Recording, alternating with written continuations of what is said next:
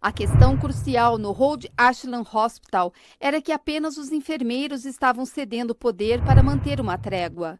Eram os enfermeiros que conferiam 2 vezes os medicamentos dos pacientes e faziam um esforço a mais para escrever com clareza nas fichas.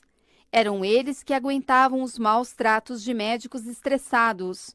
Eram eles que ajudavam a separar os médicos gentis dos déspotas, para que o resto dos funcionários soubesse quem tolerava sugestões na sala de operação e quem daria um chilique se você abrisse a boca.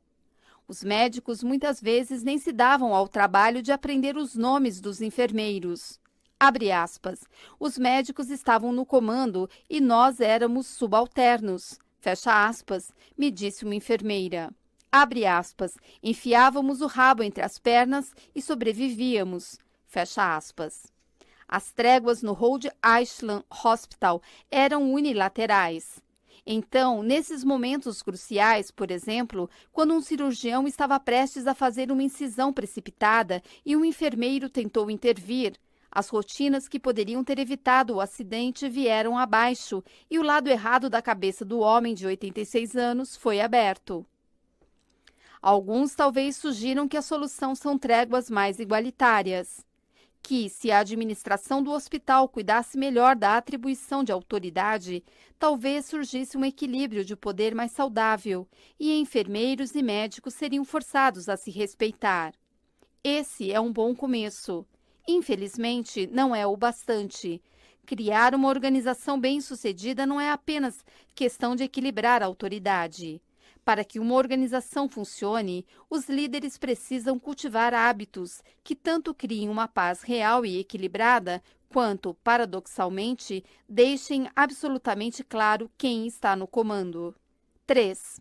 Philip Brickell, um empregado do metrô de Londres de 43 anos, estava dentro do cavernoso saguão principal da estação King's Cross, numa noite de novembro de 1987, quando um passageiro o interrompeu enquanto recebia bilhetes e disse que havia um lenço de papel pegando fogo na base de uma escada rolante ali perto. King's Cross era uma das maiores, mais suntuosas e mais movimentadas estações de metrô de Londres, um labirinto de longas escadas rolantes, corredores e túneis, alguns dos quais tinham quase um século de existência. As escadas rolantes da estação, em particular, eram famosas por seu tamanho e idade. Algumas se estendiam por até 5 andares subterrâneos e eram feitas com ripas de madeira e corrimãos de borracha, os mesmos materiais utilizados para construí-las décadas antes. Mais de 250 mil passageiros passavam por King's Cross todo dia em 6 linhas de metrô diferentes. Durante a hora do rush, no fim de tarde, a bilheteria da estação era um mar de gente apressada, sob um teto repintado tantas vezes que ninguém lembrava sua cor original. O lenço de papel em chamas, disse o passageiro, estava na base de uma das escadas rolantes mais compridas da estação, servindo a linha Piccadilly. Brickell imediatamente deixou seu posto, desceu pela escada rolante até a plataforma, achou o lenço fumegante e, com uma revista enrolada, apagou o fogo. Então voltou ao seu posto. Brickell não investigou mais a fundo. Não tentou descobrir por que o lenço estava queimando ou se ele talvez tivesse voado de um incêndio maior em algum outro lugar dentro da estação. Não mencionou o incidente para outro empregado, nem telefonou para os bombeiros. Outro departamento era responsável pela segurança contra incêndios e Brickell, atento às rígidas divisões que governavam o metrô, não era bobo de se meter em território alheio. Além disso, mesmo se ele tivesse investigado a possibilidade de um incêndio, não saberia o que fazer com qualquer informação que descobrisse. A cadeia de comando severamente estabelecida do metrô de Londres proibia que ele contatasse outro departamento sem a autorização direta de um superior. E as rotinas do metrô, transmitidas de funcionário a funcionário, lhe diziam que ele não devia jamais, em nenhuma circunstância, se referir em voz alta a nada dentro de uma estação como, abre aspas, incêndio, fecha aspas, para evitar que os passageiros entrassem em pânico. Não era assim que as coisas funcionavam. O metrô era governado por uma espécie de regulamento teórico que ninguém nunca tinha visto nem lido, e que, na verdade, não existia, a não ser nas regras tácitas que regiam a vida de todos os funcionários. Fazia décadas que o metrô vinha sendo administrado pelos, abre aspas, 4 barões, fecha aspas, os chefes de engenharia civil, elétrica, mecânica e de sinalização, e dentro de cada um de seus departamentos havia chefes e subchefes que protegiam sua autoridade com unhas e dentes. Os trens partiam na hora porque todos os 19 mil empregados do metrô cooperavam num sistema delicado, que passava passageiros e trens entre dezenas, às vezes centenas, de mãos o dia inteiro. Mas essa cooperação dependia de um equilíbrio de poder entre cada um dos 4 departamentos e todos os seus subchefes, um equilíbrio que, por sua vez, dependia de milhares de hábitos aos quais os empregados aderiam. Esses hábitos criavam uma trégua entre os 4 barões e seus representantes. E dessa trégua surgiam políticas que diziam a Brickell: procurar incêndios não é tarefa sua, mantenha-se na sua área. Abre aspas. Mesmo no nível mais alto, um diretor não costumava invadir o território do outro. Fecha aspas. Um investigador observaria depois.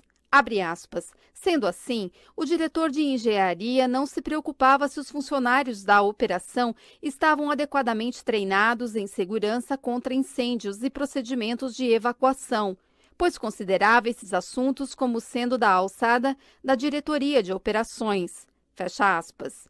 Assim, Brickell não disse nada sobre o lenço de papel em chamas. Em outras circunstâncias, aquilo talvez fosse um detalhe insignificante. Nesse caso, o lenço era um aviso. Um pouco de combustível que escapara de um incêndio maior, escondido, mostrando que mesmo as tréguas perfeitamente equilibradas podem se tornar perigosas se não forem projetadas da maneira correta. 15 minutos depois de Brickell voltar à sua cabine, outro passageiro notou um fio de fumaça enquanto subia pela escada rolante da linha Piccadilly. Ele o mencionou a um funcionário do metrô. O inspetor de segurança da estação King's Cross, Christopher Hayes, por fim, foi chamado para investigar. Um terceiro passageiro, vendo fumaça e um clarão vindo debaixo da escada, apertou um botão de parada de emergência e começou a gritar para os passageiros que saíssem da escada rolante. Um policial viu uma leve névoa esfumaçada dentro do túnel comprido da escada rolante e, na metade de baixo, chamas começando a despontar acima dos degraus. E, no entanto, Hayes, o inspetor de segurança, não chamou a Brigada de Incêndio de Londres. Ele próprio não tinha visto fumaça alguma, e outra das regras tácitas do metrô era que os bombeiros jamais deviam ser acionados, a não ser que fosse absolutamente necessário. O policial, que percebera a névoa, no entanto, achou que devia contatar a delegacia. Seu rádio não funcionava no subterrâneo, então subiu uma longa escada até o lado de fora da estação e ligou para seus superiores, que por fim transmitiram a mensagem ao corpo de bombeiros. Às 19h36, 22 minutos após Brickell ter sido alertado sobre o lenço de papel em chamas, a brigada de incêndio recebeu um chamado. Abre aspas, pequeno incêndio em King's Cross, fecha aspas. Os passageiros passavam pelo policial do lado de fora, falando no rádio. Estavam entrando com pressa na estação, descendo pelos túneis, tentando chegar em casa para o jantar. Em questão de minutos, muitos deles estariam mortos.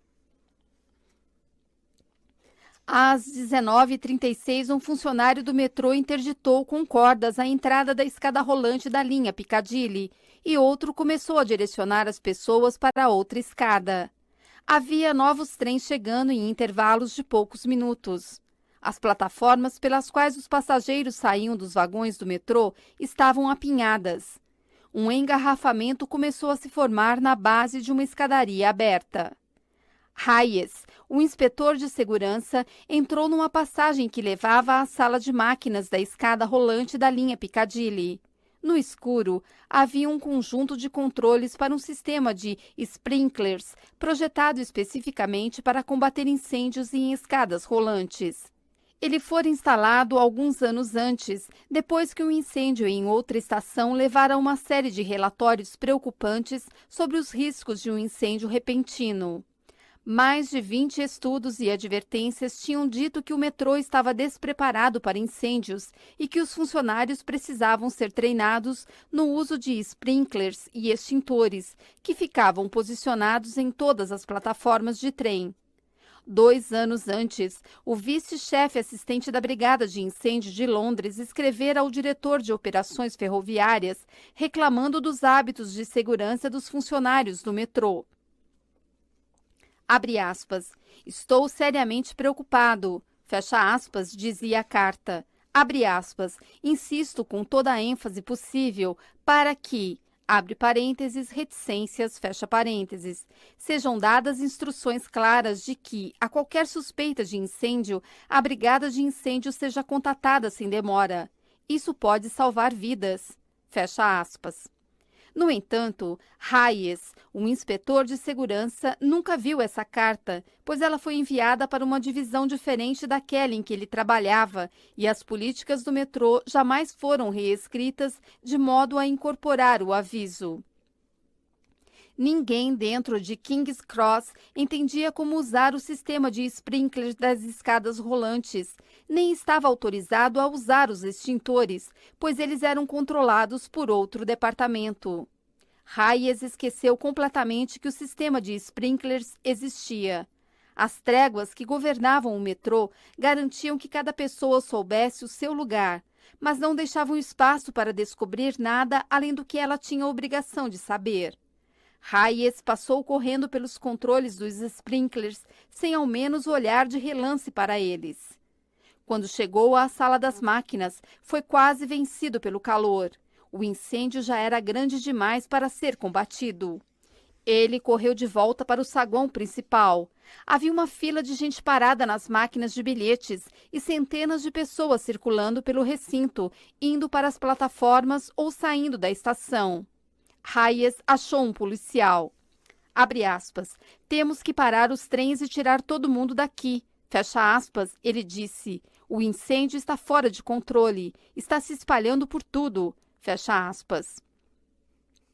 Às 19h42, quase meia hora depois do lenço de papel em chamas, o primeiro bombeiro chegou a King's Cross. Ao entrar na bilheteria, viu uma fumaça preta e densa começando a serpentear rente ao teto.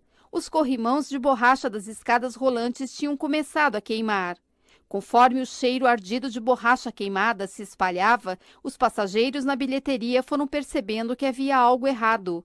Andavam em direção às saídas, enquanto bombeiros abriam caminho entre a multidão, lutando para avançar no contrafluxo. Lá embaixo, o incêndio estava se alastrando. A escada rolante inteira agora estava em chamas, gerando um gás superaquecido que subiu até o topo do poço, envolvendo a própria escada, onde ele ficou preso contra o teto do túnel, que estava coberto com cerca de 20 camadas de tinta antiga. Alguns anos antes, o diretor de operações do metrô sugerira que toda aquela tinta talvez representasse um risco de incêndio. Quem sabe, ele disse, as camadas antigas devessem ser removidas antes que uma nova fosse aplicada? Os protocolos de pintura não eram da sua alçada, no entanto. A responsabilidade pela pintura pertencia ao departamento de manutenção, cujo chefe educadamente agradeceu a recomendação ao colega e então observou que se ele quisesse interferir em outros departamentos, o favor rapidamente seria retribuído. O diretor de operações retirou sua recomendação. Conforme os gases superaquecidos se acumulavam junto ao teto do poço da escada rolante, todas aquelas velhas camadas de tinta começaram a absorver o calor. Cada novo trem que chegava impelia um novo jorro de oxigênio para dentro da estação, alimentando o fogo como um fole. Às 19h43, um trem chegou e um vendedor chamado Mark Silver desceu. Ele percebeu imediatamente que havia algo errado. O ar estava turvo, a plataforma abarrotada de gente.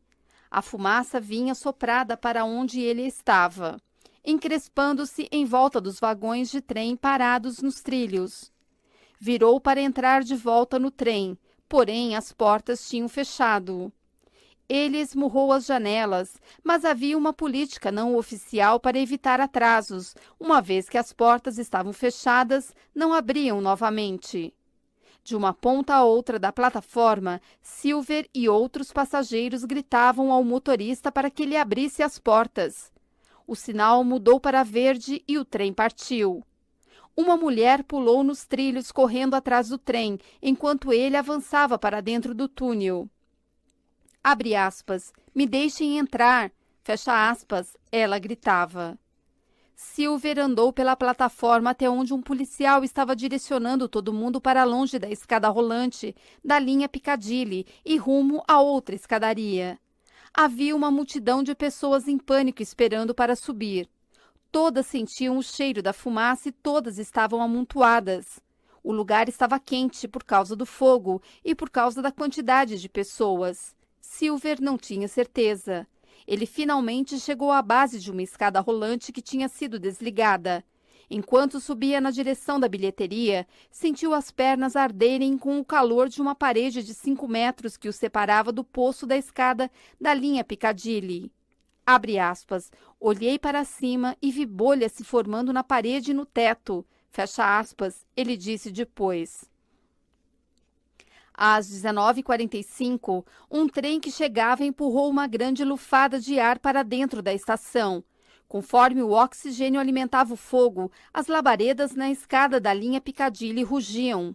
Os gases superaquecidos junto ao teto do poço, alimentados pelo fogo embaixo e pela tinta borbulhante em cima, atingiram uma temperatura de combustão, o que é conhecido como, abre aspas, ponto de inflamação generalizada. Fecha aspas.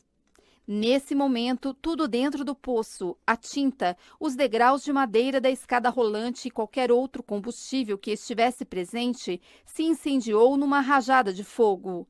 A força da incineração repentina funcionou do mesmo modo que a explosão de pólvora na base de um cano de rifle. Começou a empurrar o fogo para cima através do poço comprido, absorvendo mais calor e velocidade conforme o incêndio se expandia, até ser disparado para fora do túnel e para dentro da bilheteria, numa muralha de chamas que incendiou metais, ladrilhos e carne humana. A temperatura dentro do saguão subiu 150 graus em meio segundo. Um policial que subia por uma das escadas rolantes laterais disse aos investigadores que viu, abre aspas, um jato de fogo ser disparado para cima e então formar uma espécie de bola, fecha aspas.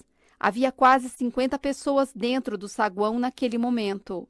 Acima do chão, na rua, um transeunte sentiu o calor explodir de uma das saídas do metrô.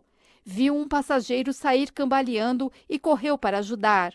Abre aspas, segurei a mão direita dele com a minha mão direita, mas quando nossas mãos se tocaram, senti que a dele estava em brasa e parte da pele saiu na minha mão. Fecha aspas, disse o homem que o resgatou. Um policial que entrava na bilheteria quando a explosão aconteceu disse depois aos repórteres de um leito do hospital que, abre aspas, uma bola de fogo me atingiu no rosto e me derrubou no chão. Minhas mãos pegaram fogo, estavam simplesmente derretendo. Fecha aspas. Ele foi uma das últimas pessoas que saíram com vida do saguão. Pouco depois da explosão, dezenas de caminhões de bombeiros chegaram.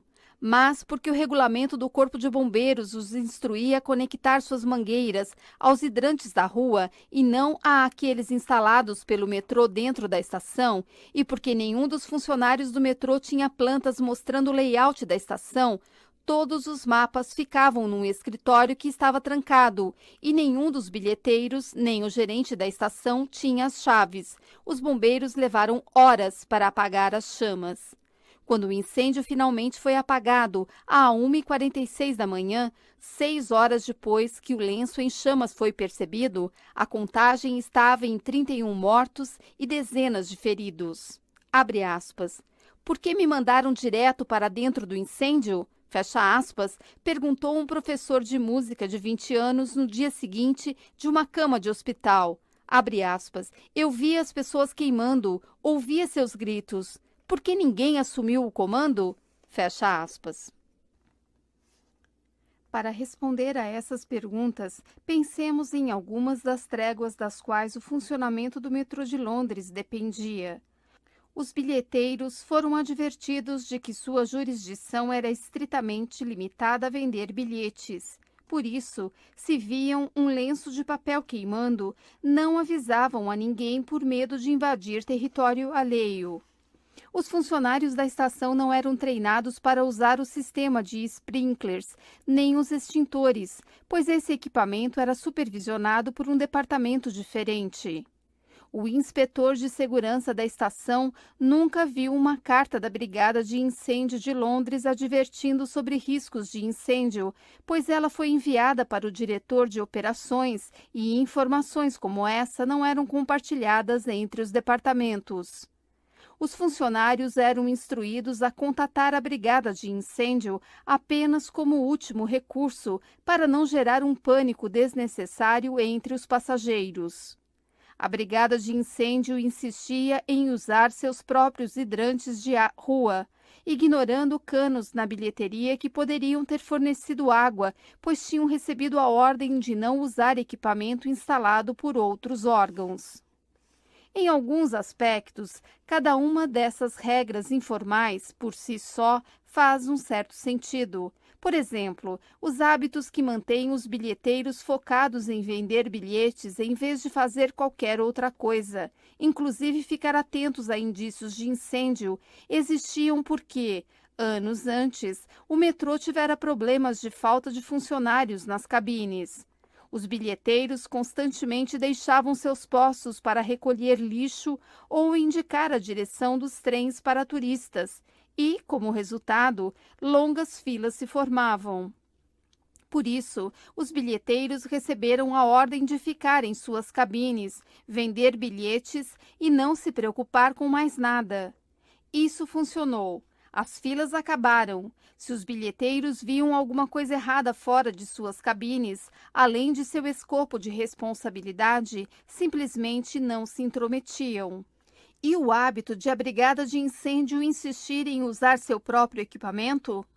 Isso era resultado de um incidente, uma década antes, quando um incêndio se alastrara em outra estação enquanto os bombeiros gastavam preciosos minutos tentando conectar suas mangueiras a canos que não conheciam.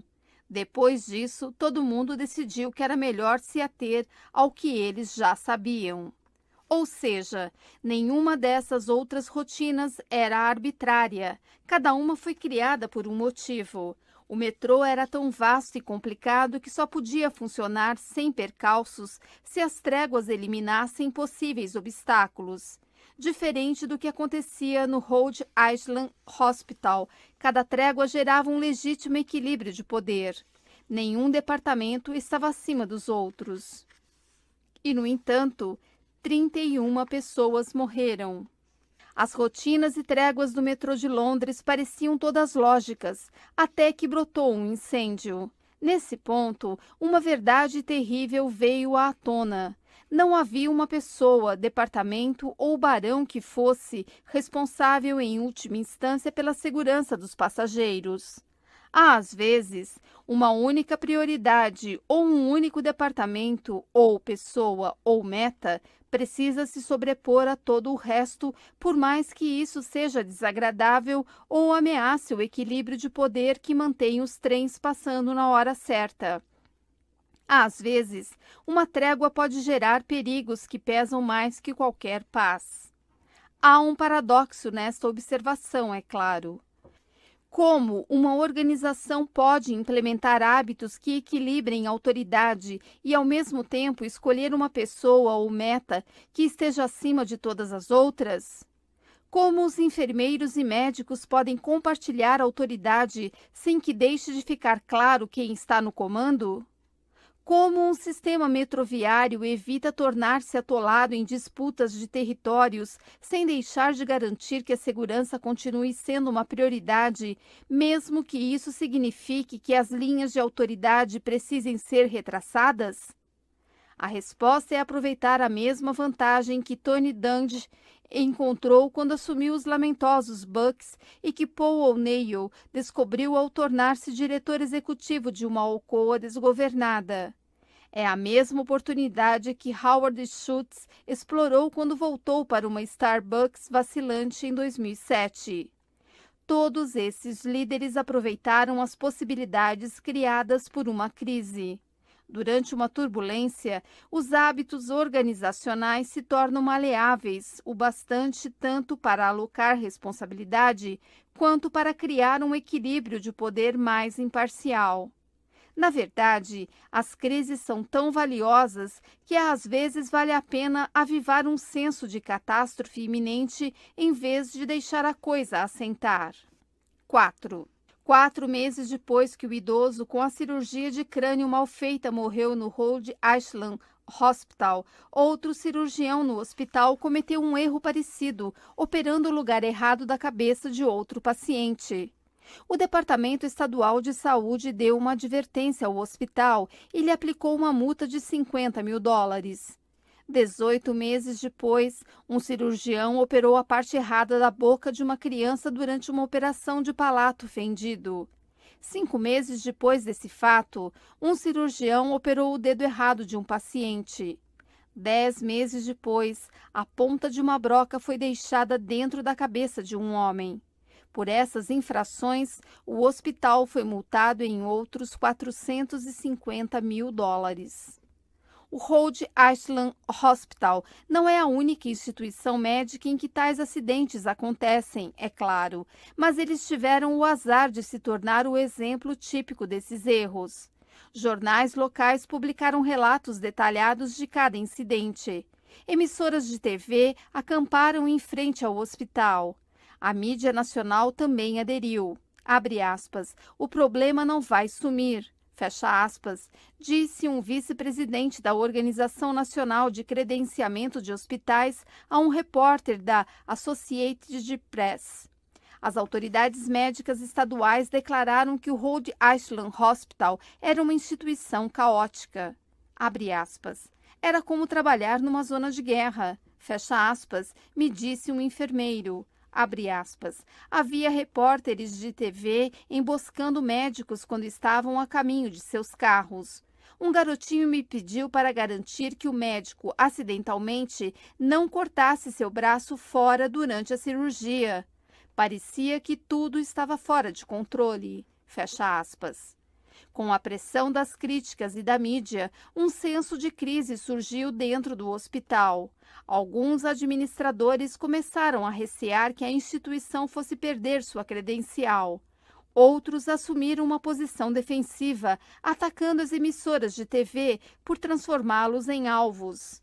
Abre aspas, achei um bottom dizendo, abre aspas, bode expiatório, fecha aspas, que eu ia usar no trabalho, fecha aspas, me disse um dos médicos, abre aspas, minha mulher disse que era uma má ideia, fecha aspas. Então, uma administradora, a doutora Mary Reich Cooper, que se tornara agente-chefe de qualidade poucas semanas antes da morte do homem de 86 anos, se pronunciou. Em reuniões com os administradores e funcionários do hospital, Cooper disse que eles estavam encarando a situação de um jeito totalmente errado. Todas essas críticas não eram uma coisa ruim, ela disse. Na verdade, o hospital tinha em mãos uma oportunidade que poucas organizações recebiam. Abre aspas. Eu vi aquilo como uma abertura. Fecha aspas, me disse a doutora Cooper. Abre aspas. Há um longo histórico de hospitais que tentaram atacar esses problemas e fracassaram. Às vezes, as pessoas precisam de uma sacudida, e toda essa publicidade negativa foi uma sacudida séria. Isso nos deu uma chance de reexaminar tudo. Fecha aspas. O Rhode Island Hospital fechou todas as unidades de cirurgia eletiva durante um dia inteiro. uma despesa enorme, e submeteu todos os funcionários a um programa de treinamento intensivo que enfatizava o trabalho em equipe e realçava a importância de dar autonomia aos enfermeiros e à equipe médica. O chefe de neurocirurgia renunciou e um novo líder foi escolhido. O hospital convidou o Centro de Transformação de Serviços de Saúde, uma coalizão de instituições médicas de liderança, para ajudar a reformular suas medidas de segurança cirúrgica. Os administradores instalaram câmeras de vídeo nas salas de operação para garantir que os intervalos ocorressem e as checklists tornaram-se obrigatórias em toda a cirurgia. Um sistema computadorizado permitia que qualquer empregado do hospital relatasse anonimamente problemas que pusessem em risco a saúde dos pacientes. Algumas dessas iniciativas tinham sido propostas no Rhode Island Hospital em anos anteriores, mas sempre tinham sido derrubadas. Os médicos e enfermeiros não queriam que ninguém filmasse suas cirurgias, nem que outros hospitais dissessem a eles como fazer seu trabalho. Porém, uma vez que o Rhode Island Hospital foi tomado por um senso de crise, todo mundo tornou-se mais aberto à mudança. Outros hospitais fizeram alterações semelhantes após a ocorrência de erros e reduziram índices de erros que, uns poucos anos antes, tinham parecido impossíveis de melhorar. Assim como o Rhode Island Hospital, essas instituições descobriram que uma reforma geralmente só é possível uma vez que um senso de crise se instala. Por exemplo, um dos hospitais de ensino da Harvard University, o Beth Israel Deaconess Medical Center, passou por uma avalanche de erros e batalhas internas no fim dos anos 1990, que vazou para artigos de jornais e discussões entre enfermeiros e administradores em reuniões públicas. Alguns oficiais do Estado chegaram a falar em obrigar o hospital a fechar departamentos até que eles pudessem provar que os erros teriam fim. Então, o hospital, sob ataque, uniu-se na busca de soluções para mudar sua cultura. Parte da resposta foram as, abre aspas, rondas de segurança, fecha aspas, em que, a cada 3 meses, um médico experiente discutia uma cirurgia ou diagnóstico específico e descrevia, nos mínimos detalhes, um erro ou situação de risco para uma plateia de centenas de colegas. Abre aspas. É terrível admitir publicamente um erro, fecha aspas, disse o Dr. Donald Moorman, que até recentemente era o cirurgião-chefe suplente do Beth Israel Deaconess. Abre aspas, 20 anos atrás, os médicos se recusavam a fazer isso, mas agora um verdadeiro senso de pânico alastrou-se pelos hospitais e mesmo os melhores cirurgiões estão dispostos a comentar como chegaram perto de cometer um grande erro. A cultura da medicina está mudando. Fecha aspas. Bons líderes aproveitam crises para reformular hábitos organizacionais. Os administradores da NASA, por exemplo, tentaram durante anos melhorar os hábitos de segurança da agência, mas esses esforços foram em vão até que o ônibus espacial Challenger explodiu em 1986.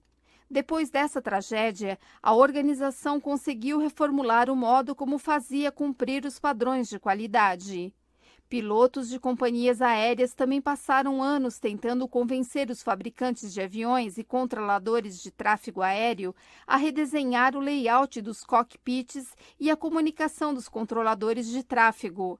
Então, um erro na pista de decolagem na ilha de Tenerife, na Espanha, matou 583 pessoas em 1977 e, em menos de 5 anos, o layout do cockpit, os procedimentos de decolagem e as rotinas de comunicação dos controladores de tráfego foram reformulados.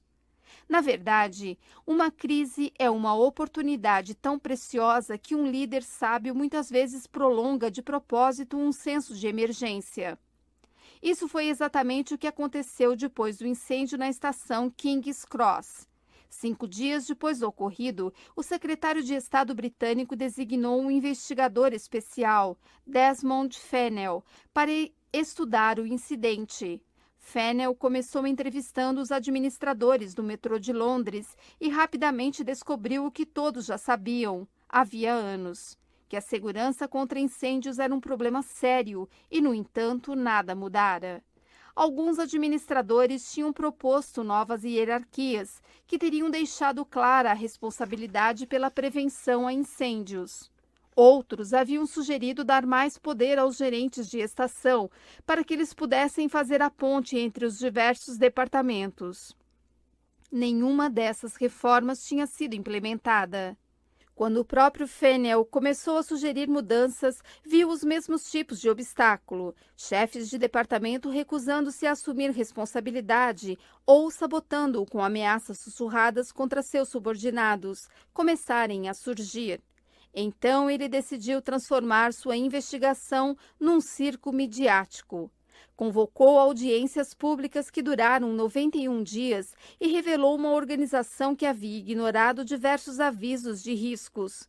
Insinuou para repórteres de jornal que os passageiros estavam correndo um grave perigo sempre que andavam de metrô.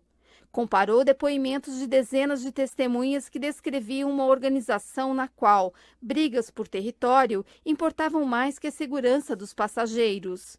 Seu relatório final, entregue quase um ano após o incêndio, era uma denúncia feroz contra o metrô, um documento de 250 páginas retratando uma organização debilitada pela incompetência burocrática.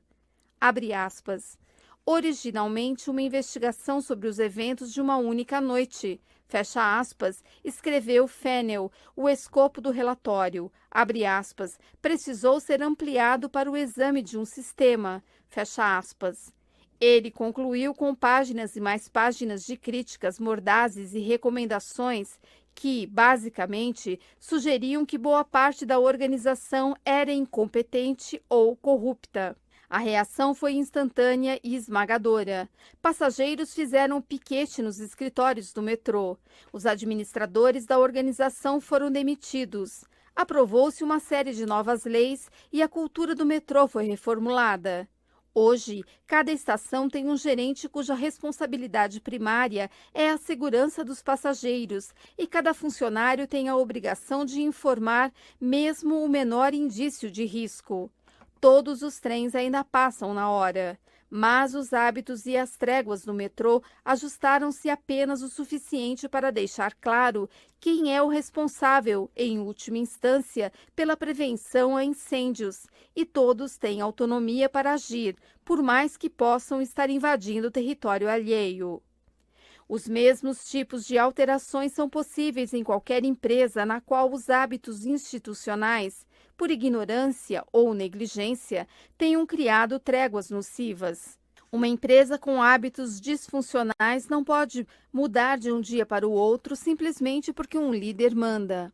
Em vez disso, os executivos sábios procuram momentos de crise ou criam a percepção de uma crise e cultivam a sensação de que algo precisa mudar, até que todos finalmente estejam prontos para reformular os padrões com os quais convivem todos os dias. Abre aspas. Nunca se deve desperdiçar uma crise séria, fecha aspas, disse Rahm Emanuel em uma conferência de executivos-chefes na sequência do colapso financeiro global de 2008, logo após ter sido designado como chefe de gabinete do presidente Obama.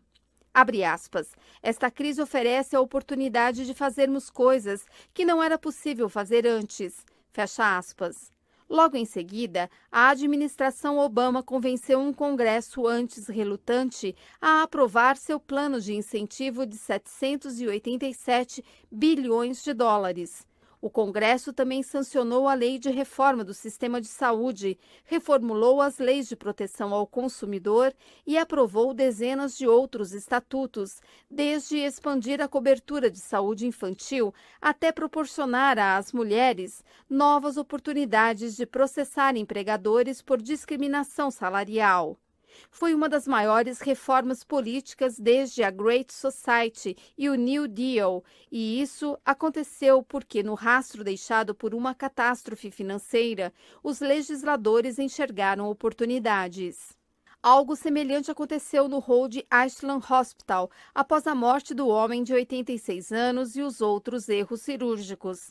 Desde que os novos procedimentos de segurança do hospital foram totalmente implementados em 2009, nunca mais fizeram uma cirurgia no lugar errado.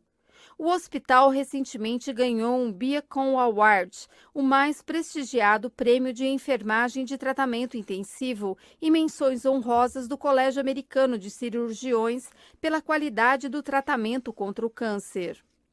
O mais importante, dizem os enfermeiros e médicos que trabalham lá, é que o Rhode Island Hospital parece um lugar totalmente diferente.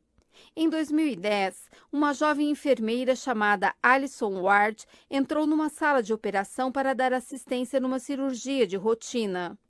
Ela tinha começado a trabalhar na sala de operação fazia um ano. Era a pessoa mais nova e menos experiente do recinto. Antes de a cirurgia começar, toda a equipe cirúrgica reuniu-se em volta do paciente desacordado para fazer um intervalo. O cirurgião foi lendo uma checklist pregada na parede que detalhava cada passo da operação. Abre aspas, ok, último passo, fecha aspas, ele disse antes de pegar o bisturi. Abre aspas, alguém tem alguma dúvida antes de começarmos? Fecha aspas. O médico já realizara centenas de cirurgias como aquela.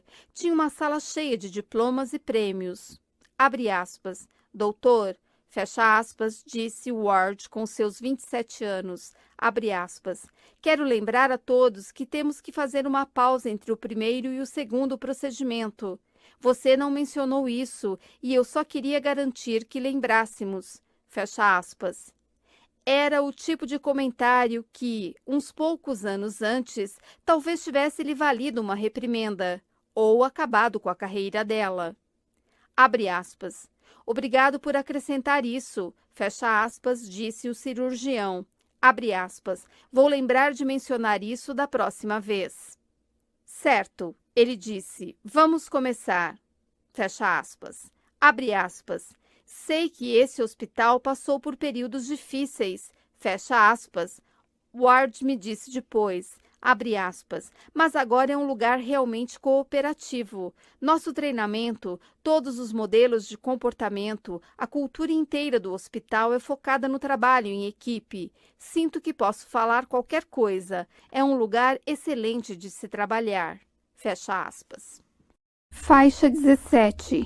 7. Como a Target sabe o que você quer antes que você saiba. Quando as empresas preveem, abre parênteses, e manipulam, fecha parênteses, hábitos. 1. Andrew Paul acabara de começar a trabalhar como analista de dados para a Target, quando alguns colegas do departamento de marketing pararam ao lado de sua mesa e fizeram o tipo de pergunta que Paul nascera para responder. Abre aspas. Seus computadores conseguem descobrir quais clientes estão grávidas, mesmo se elas não quiserem que a gente saiba? Fecha aspas. Paul era estatístico. Sua vida inteira girava em torno de usar dados para entender pessoas. Ele crescera numa pequena cidade de Dakota do Norte e, enquanto os amigos estavam frequentando a 4H ou montando foguetes de brinquedo, Paul estava brincando com computadores. Nota de rodapé. 4H, Organização Americana de Incentivo ao Desenvolvimento de Crianças e Adolescentes. Abre parênteses, nota do tradutor. Fecha parênteses. Fim da nota. Depois da faculdade, tirou um diploma em estatística e depois outro em economia, e enquanto a maioria de seus colegas do curso de economia da Universidade do Missouri rumavam para empresas de seguros ou órgãos burocráticos do governo, Paul seguiu um caminho diferente. Ficara obcecado pelos modos como os economistas estavam usando a análise de padrões para explicar o comportamento humano. O próprio Paul, na verdade, tentara a sorte em alguns experimentos informais. Uma vez deu uma festa e entrevistou todo mundo perguntando quais eram suas piadas favoritas. Então tentou criar um modelo matemático da piada perfeita. Fez um cálculo aproximado da quantidade exata de cerveja que precisava beber para ganhar confiança para falar com mulheres em festas, mas não tanta a ponto de ele fazer papel de idiota. Abre parênteses, esse estudo, em especial, pareceu nunca dar certo. Fecha parênteses.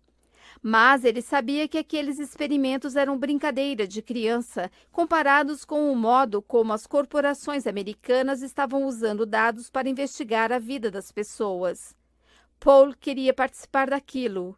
Então, quando se formou e ficou sabendo que a Hallmark, a empresa de cartões comemorativos, estava contratando estatísticos em Kansas City, se candidatou e em breve estava passando os dias esmiuçando dados de vendas para descobrir se imagens de pandas ou de elefantes vendiam mais cartões de aniversário e se, abre aspas, o que acontece na casa da vovó não sai da casa da vovó, fecha aspas, é mais engraçado em tinta vermelha ou azul. Era o paraíso.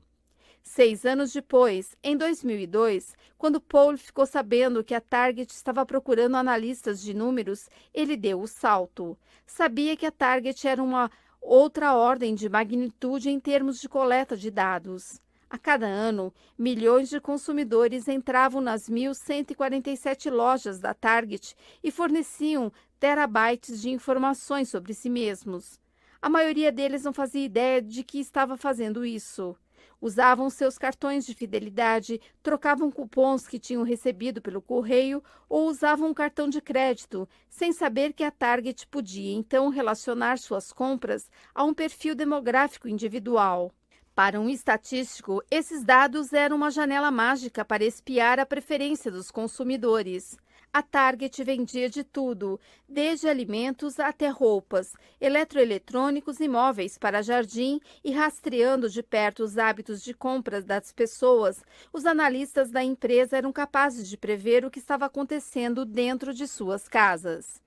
Alguém está comprando toalhas, lençóis, talheres, panelas e comida congelada?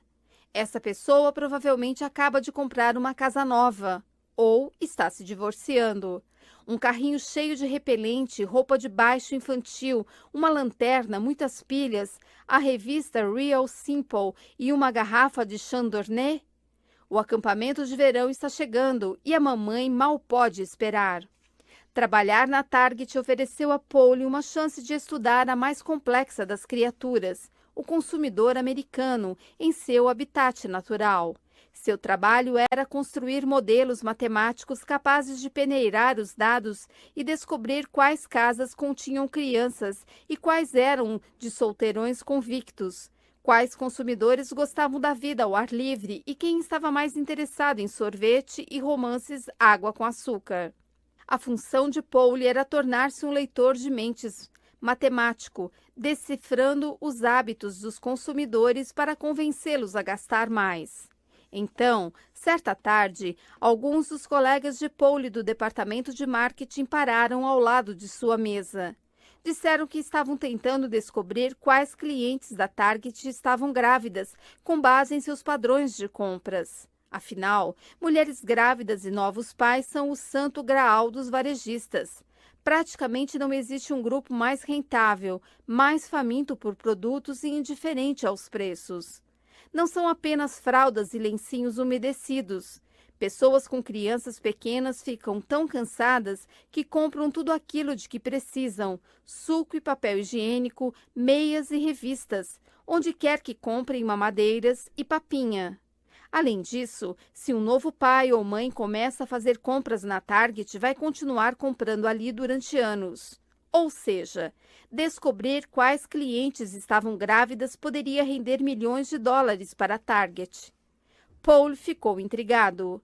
Quer melhor desafio para um adivinho estatístico do que penetrar não só nas mentes dos consumidores, mas também em seus quartos?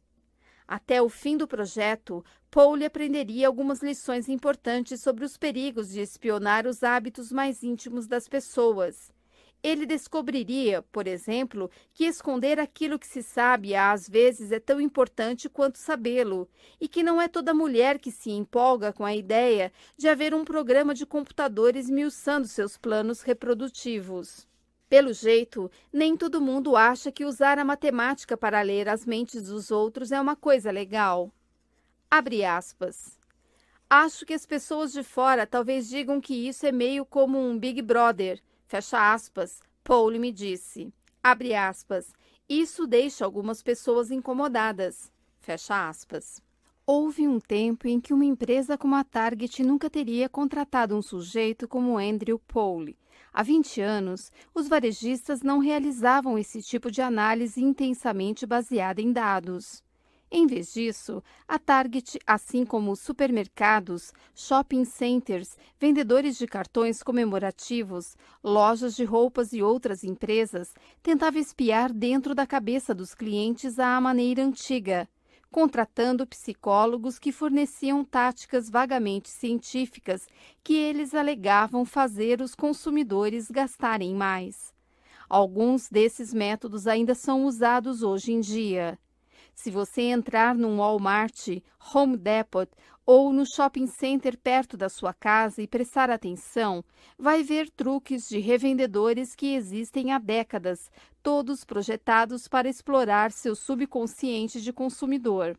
Pense, por exemplo, em como você compra comida. É provável que as primeiras coisas que você vê quando entra no mercado são as frutas e os legumes dispostos em pilhas fartas, atraentes. Pensando bem, colocar produtos frescos na frente de uma loja não faz muito sentido, pois frutas e legumes se danificam facilmente no fundo de um carrinho de compras. Logicamente, deveriam ficar situados perto dos caixas para serem comprados por último. Mas, como os marqueteiros e psicólogos descobriram muito tempo atrás, se começarmos nossas compras enchendo o carrinho de alimentos saudáveis, somos muito mais suscetíveis a comprar Doritos, Oreos e pizza congelada quando nos depararmos com eles mais adiante. A sensação subconsciente de virtude que vem de comprar abóbora primeiro torna mais fácil colocar um pote de sorvete no carrinho depois. Ou pense no modo como a maioria de nós vira à direita após entrar numa loja. Abre parênteses. Você sabia que vira à direita? É quase certeza que sim. Há milhares de horas de fitas de vídeo mostrando consumidores virando à direita quando passam pelas portas da frente. Fecha parênteses. Como resultado dessa tendência, os revendedores enchem o lado direito das lojas com os produtos mais lucrativos, que esperam que você compre logo de cara. Ou pense em cereais matinais e sopas. Quando eles estão nas prateleiras em ordem não alfabética, mas aparentemente aleatória, nosso instinto é demorar um pouco mais e olhar uma seleção maior. Por isso, você raramente encontrará Raisin Bran perto de Rice Shacks.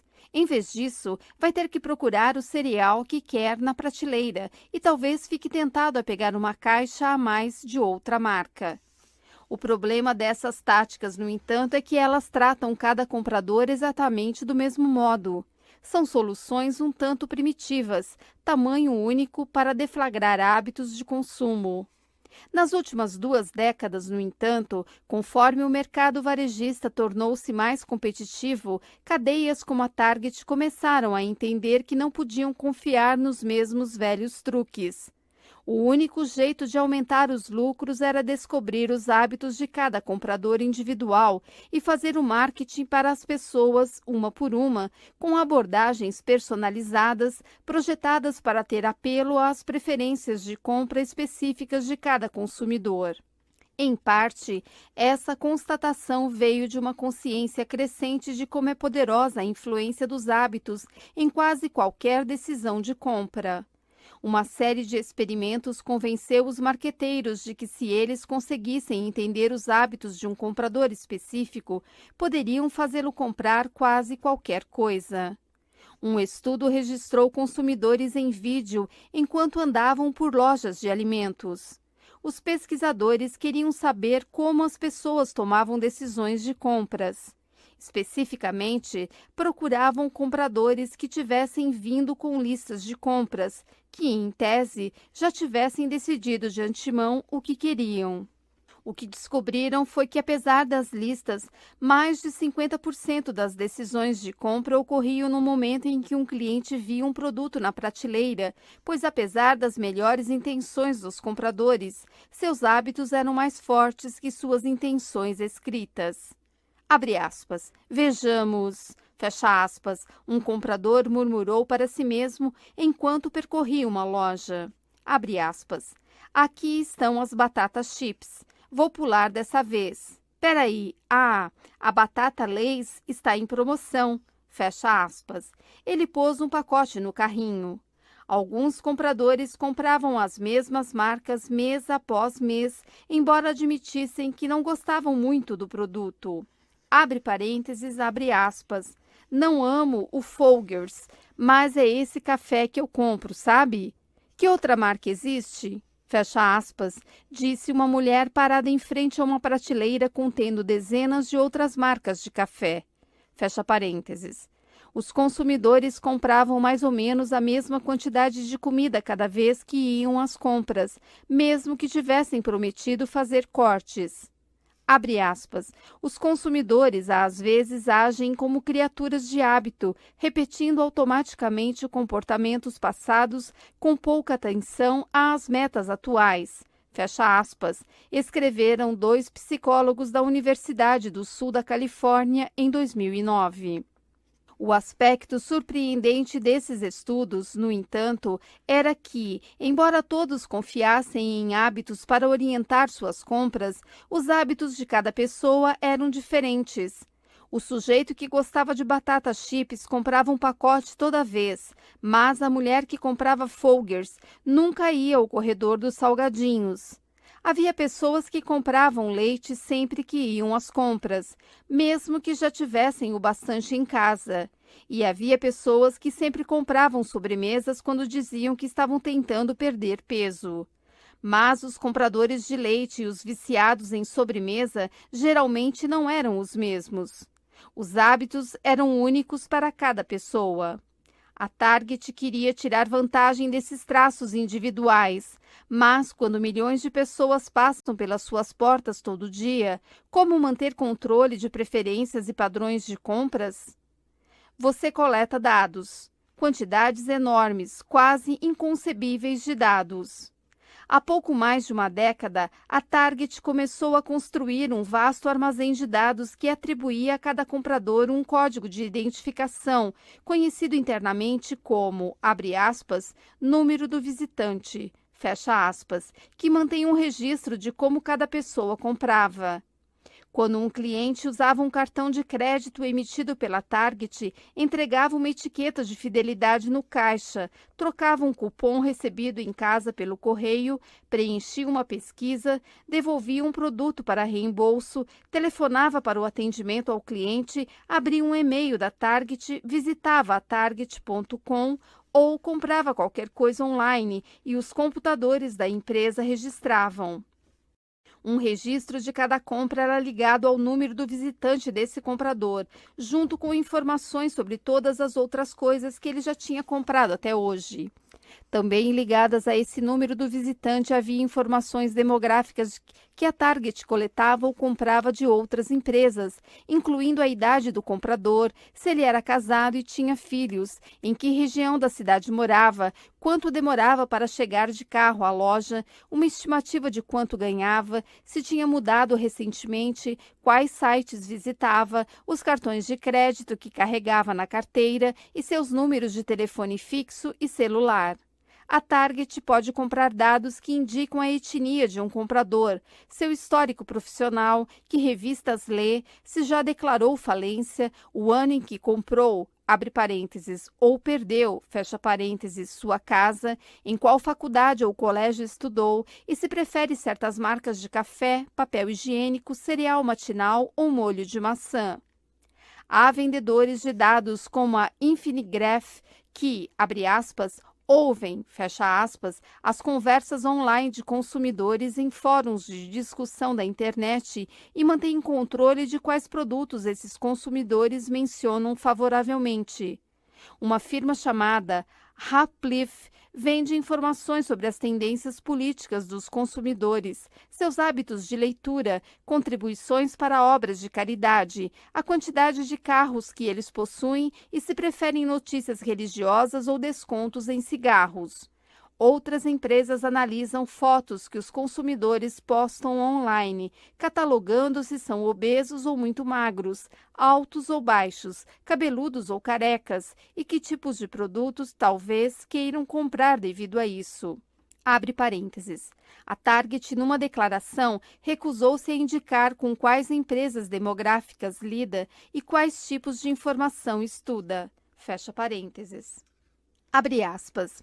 Antigamente, as empresas só sabiam o que seus clientes queriam que elas soubessem. Fecha aspas, disse Tom Davenport, um dos maiores pesquisadores de como as empresas utilizam dados e análises.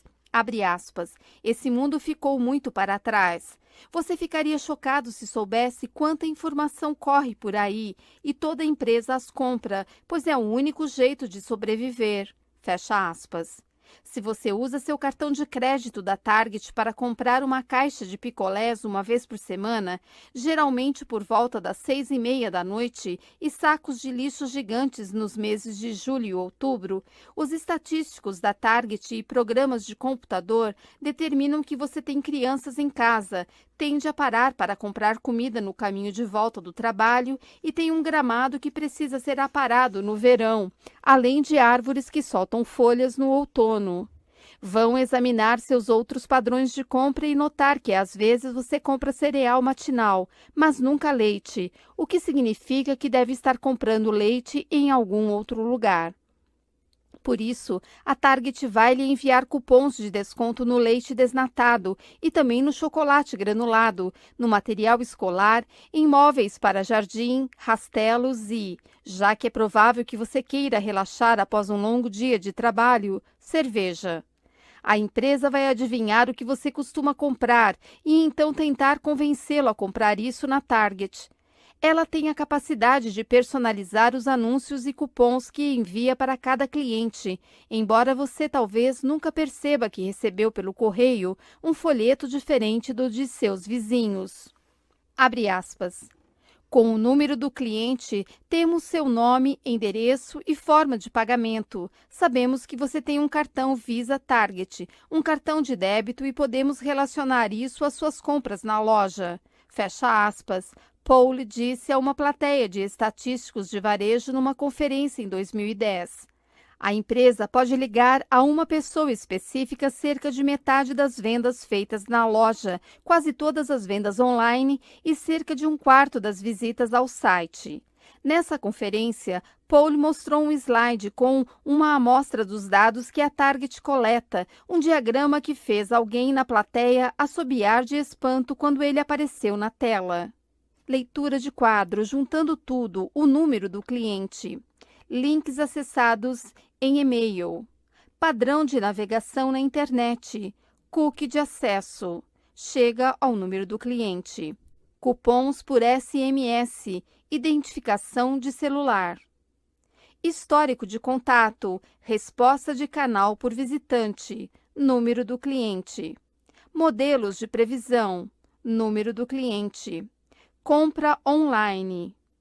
Demográficos, concorrência do ramo, distância até a loja. Compra na loja, troca de cupom, listas de registros, nome, endereço e forma de pagamento, número do cliente. Todos os dados são finalmente relacionados ao número do visitante. Fim da leitura de quadro. O problema de todos esses dados, no entanto, é que eles não fazem sentido sem estatísticos que saibam interpretá-los. Para um leigo, dois consumidores que compram suco de laranja parecem iguais. É preciso um tipo especial de matemático para se dar conta de que um deles é uma mulher de 34 anos comprando suco para os filhos, abre parênteses, e por isso talvez goste de receber um cupom para um DVD infantil, fecha parênteses.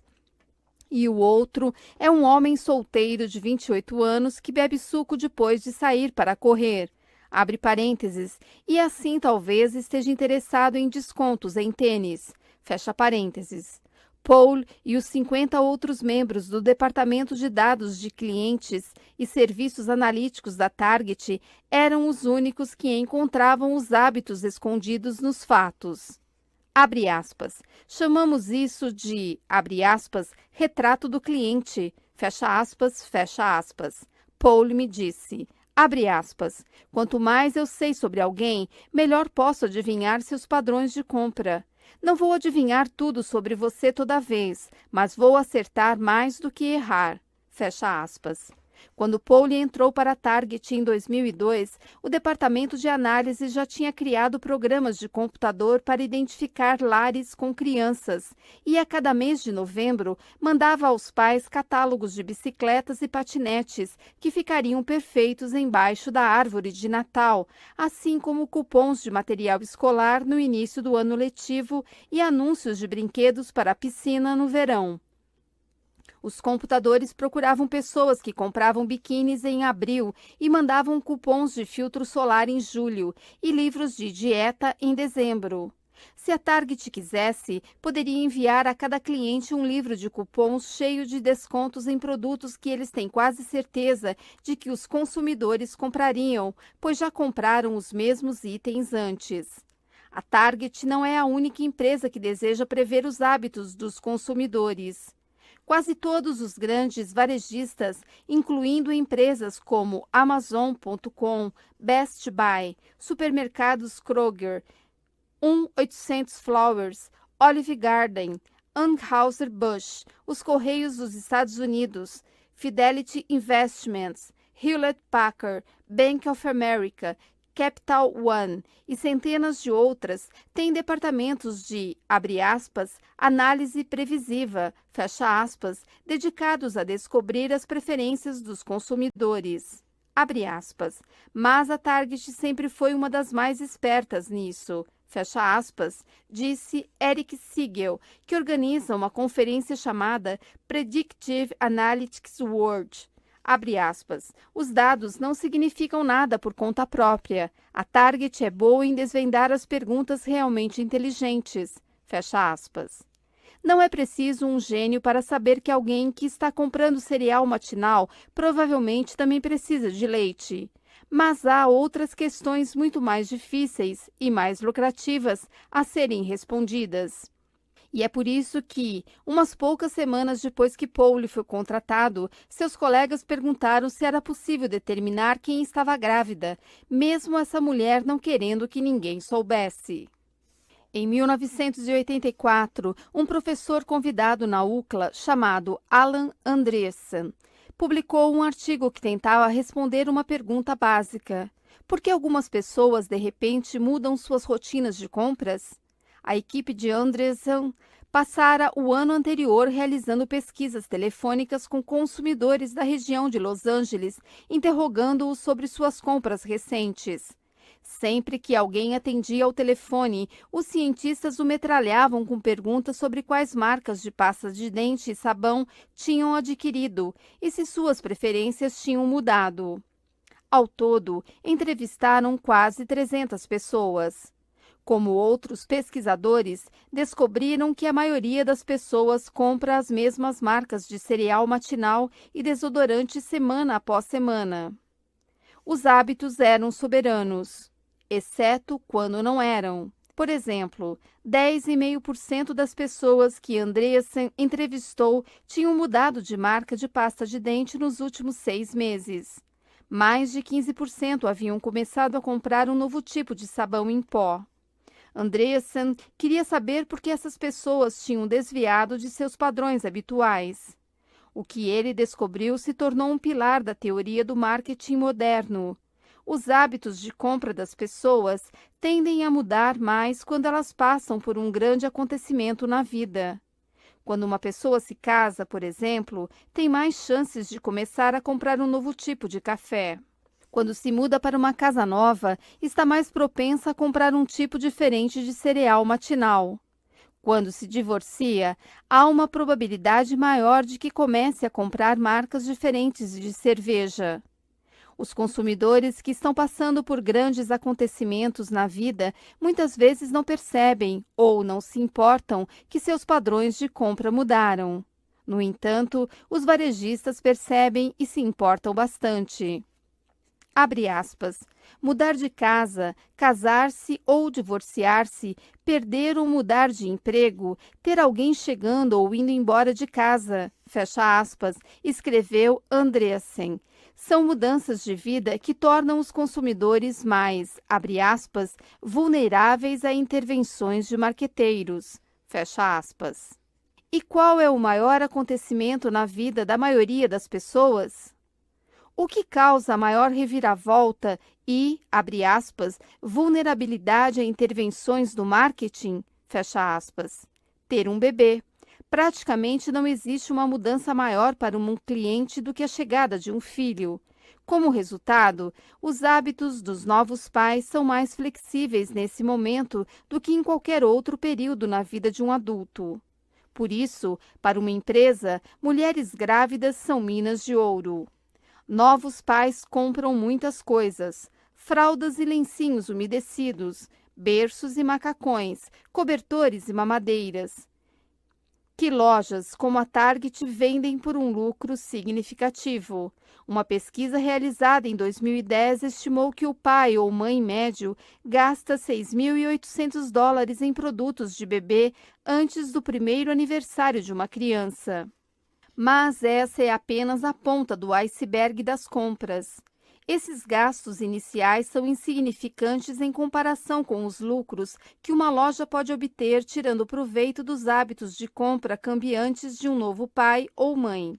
Se mães exaustas e pais insones começam a comprar papinha e fraldas na Target, vão começar a comprar seus mantimentos, produtos de limpeza, toalhas, roupas de baixo e, bem, o céu é o limite, na Target também. Porque é fácil. Para um novo pai, facilidade é o mais importante de tudo. Abre aspas. Assim que conseguimos fazer com que eles comprem fraldas de nós, começam a comprar todo o resto também. Fecha aspas, Paul me disse. Abre aspas. Se você está cruzando a loja com pressa, procurando mamadeiras e passa pelo suco de laranja, vai pegar uma caixa. Oh, e olha aqui esse novo DVD que eu quero. Em pouco tempo, você estará comprando cereal matinal e toalhas de papel de nós e vai continuar voltando. Fecha aspas. Os novos pais são consumidores tão valiosos que os grandes varejistas estão dispostos a fazer qualquer coisa para encontrá-los, inclusive entrar em alas de maternidade, mesmo que seus produtos não tenham nada a ver com crianças pequenas. Um hospital de Nova York, por exemplo, oferece a cada nova mãe uma bolsa de presentes contendo amostras de gel para cabelo, loção facial, espuma de barbear, uma barra de cereais, shampoo e uma camiseta de algodão. Dentro dessa bolsa há cupons para um serviço online de revelação de fotos, sabão para as mãos e uma academia local. Também há amostras de fraldas e loções para bebê, mas elas se perdem entre os produtos para adultos. Em 580 hospitais de diversas partes dos Estados Unidos, novas mães ganham presentes da Walt Disney Company, que em 2010 inaugurou uma divisão com o objetivo específico de fazer marketing para pais de crianças pequenas. A Procter & Gamble, a Fisher-Price e outras empresas têm programas de brindes semelhantes. A Disney estima que o mercado dos recém-nascidos dos Estados Unidos valha 36,3 bilhões de dólares por ano. Mas, para empresas como a Target, abordar novas mães na ala de maternidade é, em alguns sentidos, tarde demais. A essa altura, elas já estão na tela do radar de todas as outras. A Target não queria competir com a Disney e a Procter & Gamble, queria superá-las. O objetivo da Target era começar a fazer marketing para os pais antes de o bebê chegar. E é por isso que os colegas de Andrew Paul o abordaram naquele dia para perguntar sobre a criação de um algoritmo de previsão de gravidez. Se eles conseguissem identificar futuras mães ainda em seu segundo trimestre, poderiam capturá-las antes de qualquer outra empresa. O único problema era que descobrir quais clientes estão grávidas é mais difícil do que parece. A Target tinha um registro de chás de bebê e isso ajudava a identificar algumas mulheres grávidas. E, além do mais, todas essas futuras mães forneciam de bom grado informações valiosas, como a data prevista do parto, que permitiam à empresa saber quando lhes enviar os cupons para vitaminas pré-natais ou fraldas. Mas só uma pequena parcela das clientes grávidas da Target usava o registro. Havia também outras clientes que os executivos suspeitavam que estivessem grávidas porque compravam roupas para grávidas, móveis para o quarto do bebê e pacotes de fraldas. Suspeitar e saber, no entanto, são coisas diferentes. Como você sabe se alguém que está comprando fraldas está grávida ou está comprando um presente para uma amiga grávida? Além disso, o timing é importante. Um cupom que é útil um mês antes do parto pode ser jogado no lixo umas poucas semanas depois que o bebê chega. Paul começou a trabalhar no problema esmiuçando as informações do registro de chás de bebê da Target, que o permitia observar como os hábitos de compras da mulher típica mudavam conforme a data do parto se aproximava. O registro era como um laboratório onde ele podia testar palpites. Cada futura mãe fornecia seu nome, o nome do cônjuge e a data prevista para o nascimento. O banco de dados da Target conseguia ligar essas informações aos números de clientes da família. Sendo assim, sempre que uma dessas mulheres comprava alguma coisa numa loja ou pela internet, Paul, usando a data prevista que a mulher fornecera, podia identificar o trimestre em que a compra ocorrera. Em pouco tempo, ele já estava detectando padrões. As futuras mães, ele descobriu, faziam compras de maneiras um tanto previsíveis. Pensemos, por exemplo, em loções. Muitas pessoas compram loção, mas um analista de dados da Target notou que as mulheres do registro de bebês estavam comprando quantidades atipicamente grandes de loção, sem perfume, perto do início de seu segundo trimestre. Outro analista notou que, em algum momento das primeiras 20 semanas, muitas grávidas faziam estoque de vitaminas, assim como cálcio, magnésio e zinco. Várias pessoas compram sabão e bolas de algodão todo mês, mas quando alguém de repente começa a comprar muito sabão sem perfume e bolas de algodão, além de desinfetantes para as mãos e um número impressionante de toalhas de mão, tudo de uma vez, uns poucos meses após comprar loções, magnésio e zinco, isso indica que a data do parto está se aproximando. Conforme o programa de computador de Paul foi peneirando os dados, ele conseguiu identificar cerca de 25 produtos diferentes que, analisados em conjunto, permitiam que ele, em certo sentido, espiasse dentro do útero de uma mulher. E o mais importante, podia adivinhar em que trimestre estava e estimar a data do parto, para que a Target pudesse lhe mandar cupons quando estivesse prestes a fazer compras novas. Quando Paul terminou o projeto, seu programa podia atribuir a qualquer cliente regular uma pontuação de, abre aspas, previsão de gravidez, fecha aspas. Jenny Ward, uma mulher de 23 anos, de Atlanta, que comprou loção de manteiga de cacau, uma bolsa grande o bastante para servir como porta-fraldas, zinco, magnésio e um tapete azul? Há uma chance de 87% de que ela esteja grávida e que seu parto esteja previsto para o final de agosto. Liz Alter, do Brooklyn, 35 anos, que comprou 5 pacotes de toalhas de mão, um frasco de sabão em pó para, abre aspas, pele sensível, fecha aspas, jeans folgados, vitaminas contendo DHA e um monte de hidratantes? Ela tem uma chance de 96% de estar grávida e provavelmente vai dar à luz no começo de maio. Kathleen Pike, uma mulher de 39 anos, de São Francisco, que comprou um carrinho de bebê de $250, mas nada além disso? Provavelmente está comprando para o chá de bebê de uma amiga. Além disso, seus dados demográficos mostram que ela se divorciou há 2 anos. Paul aplicou seu programa a todas as consumidoras da base de dados da Target. No fim, ele tinha uma lista com centenas de milhares de mulheres que provavelmente estavam grávidas e que a Target podia inundar com propagandas de fraldas, loções, berços, lencinhos umedecidos e roupas para grávidas, em momentos em que seus hábitos de compra estavam especialmente flexíveis. Se ao menos uma fração dessas mulheres ou seus maridos começasse a fazer suas compras na Target, isso somaria milhões de dólares ao faturamento da empresa. Então, quando essa avalanche de propaganda estava prestes a começar, alguém dentro do departamento de marketing fez uma pergunta. Como as mulheres vão reagir quando perceberem o quanto a Target sabe?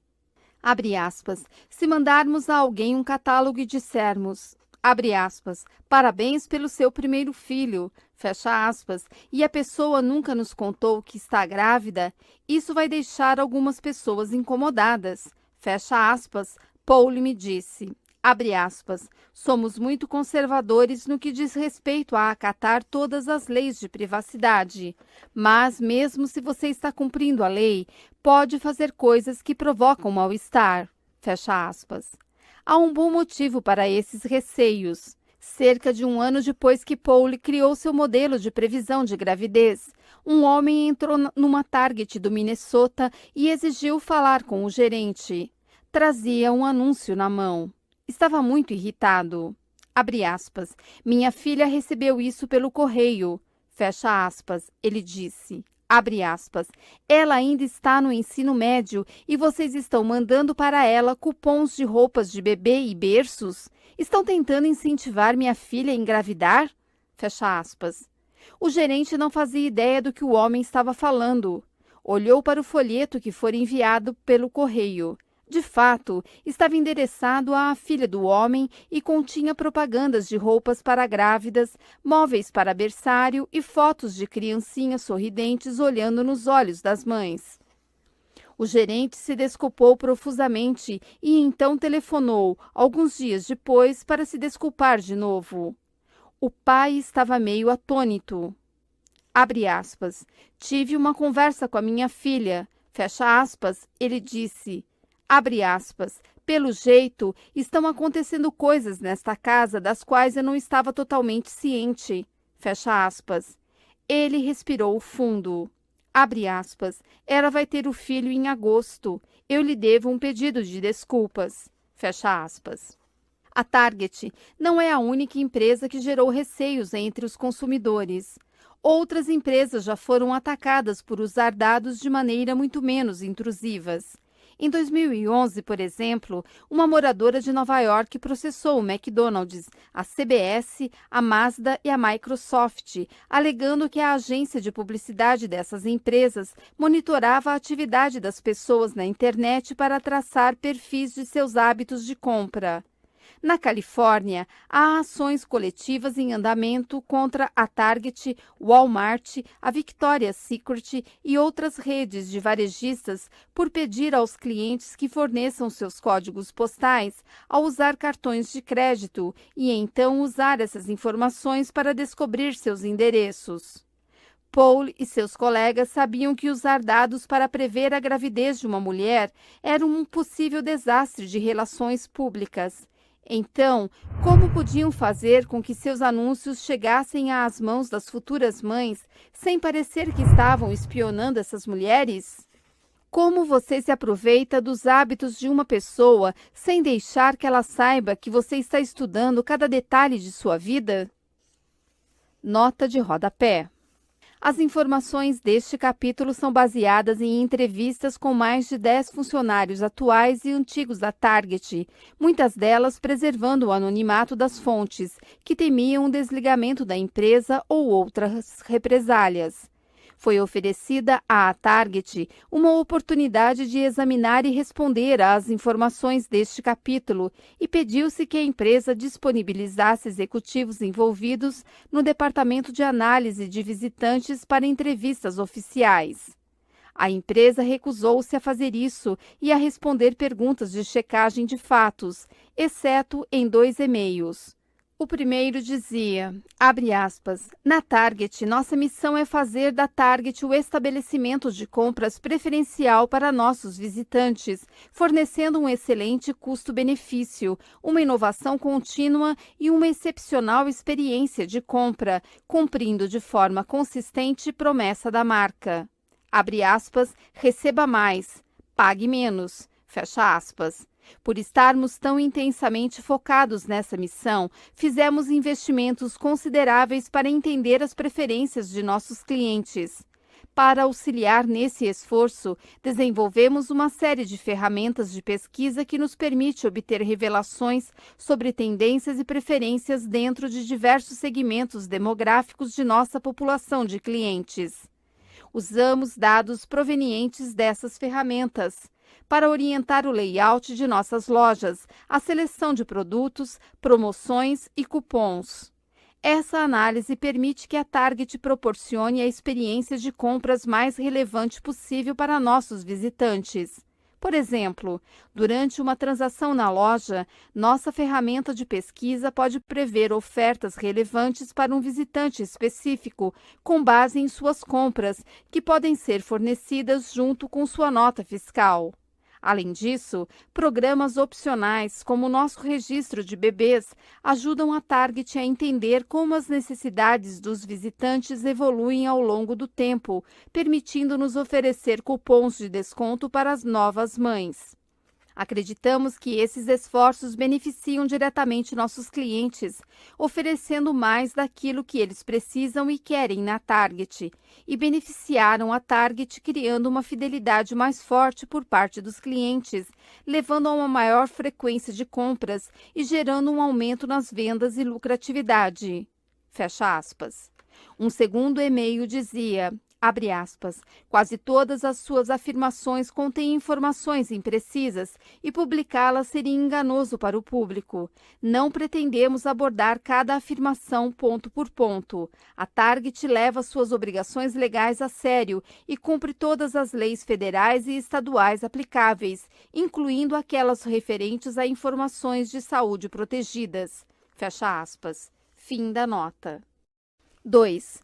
No verão de 2003, um executivo de divulgação da gravadora Arista Records, chamado Steve Bartels, começou a telefonar para DJs de rádio e lhes falar sobre uma nova música que tinha certeza de que eles iam adorar.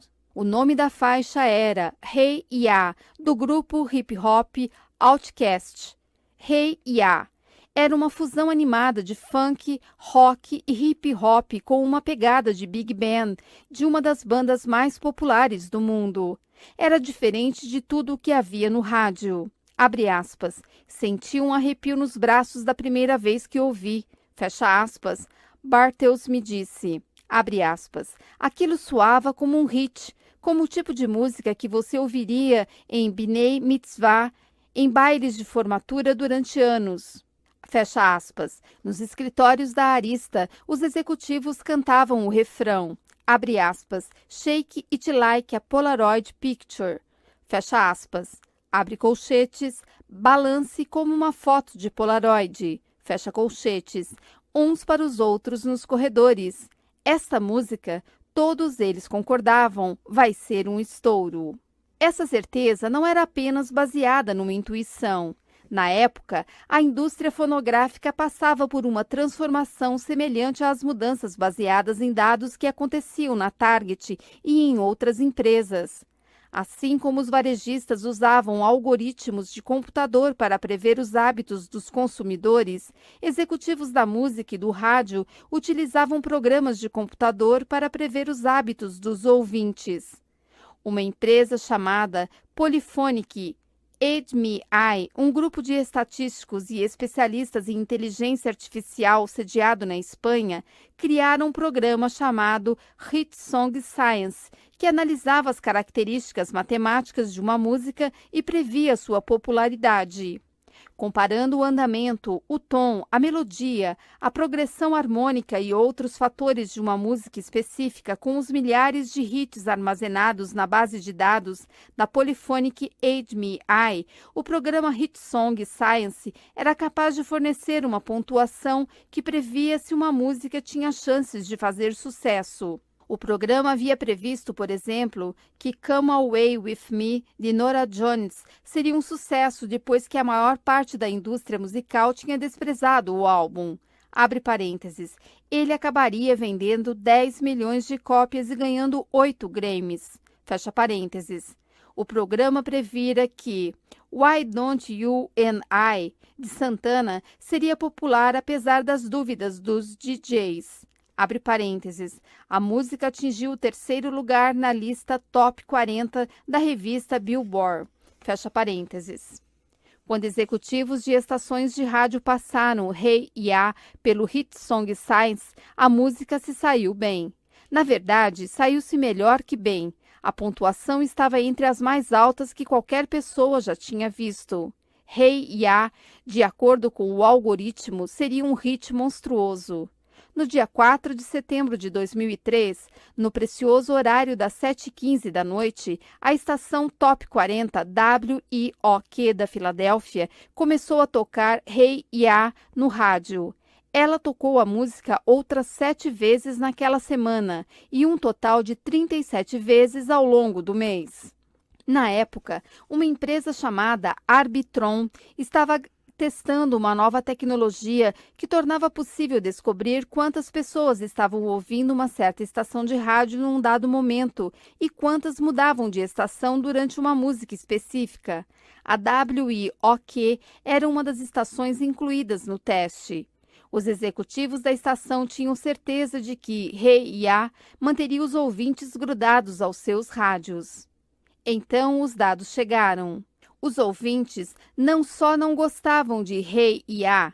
De acordo com os dados, eles odiavam a música. Odiavam tanto que quase 1/3 deles mudava de estação antes dos primeiros 30 segundos. E também não era só na WIOQ. Em todo o país, em rádios de Chicago, Los Angeles, Phoenix e Seattle, sempre que Hey Ya tocava, enormes quantidades de ouvintes mudavam de estação. Abre aspas, achei que fosse uma faixa ótima da primeira vez que ouvi, fecha aspas, disse Joe Garabedian, apresentador de um programa de rádio Top 40 independente com mais de 2 milhões de ouvintes todo fim de semana. Abre aspas, mas não era parecida com outras músicas e por isso algumas pessoas entravam em parafuso quando ela tocava. Um cara me disse que era a pior coisa que já tinha ouvido. As pessoas ouvem o Top 40 porque querem ouvir suas músicas favoritas ou músicas com um som bem parecido como o das suas favoritas. Quando toca alguma coisa diferente, ficam ofendidas. Não querem nada desconhecido. Fecha aspas.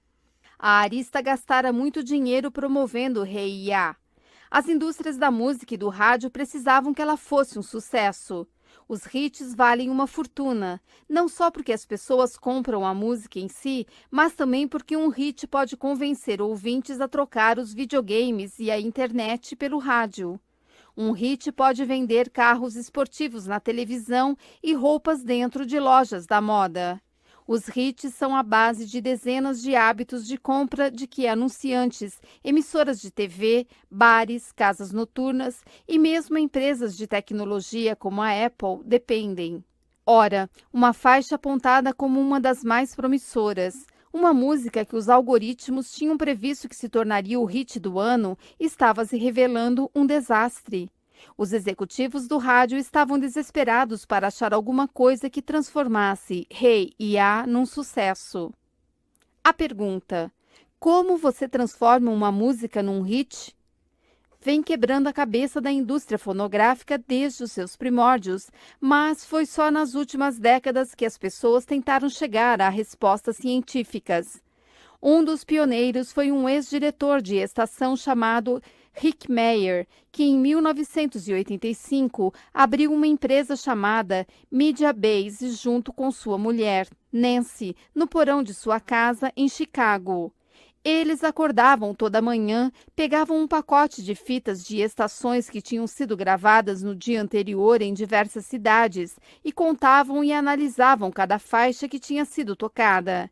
Meyer, então, publicava um informativo semanal que monitorava quais músicas estavam crescendo ou diminuindo em popularidade. Em seus primeiros anos, o informativo só tinha cerca de 100 assinantes e Meyer e sua mulher lutavam para que a empresa não afundasse.